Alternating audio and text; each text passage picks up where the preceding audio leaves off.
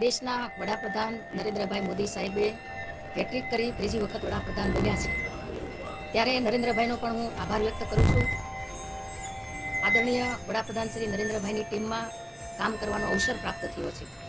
ત્યારે એક વિઝન સાથે, વિકસિત ભારતની સંકલ્પના સાથે અમે ટીમમાં રાષ્ટ્રના નિર્માણ માટે ખૂબ ગતિથી વિકાસના કામો થાય એ તરફ અમે કામ કરશું. કેન્દ્રમાં રાજ્યના મંત્રી બન્યા પછી પ્રથમ વખત ભાવનગરમાં આવવાનું થયું છે. ભાવનગર મહાનગર ભારતીય જનતા પાર્ટી શહેરના અધ્યક્ષ ભાઈ શ્રી અભયભાઈ ચૌહાણ અને એની ટીમ દ્વારા એક સરસ મજાનું અહીંયા આયોજન કર્યું છે.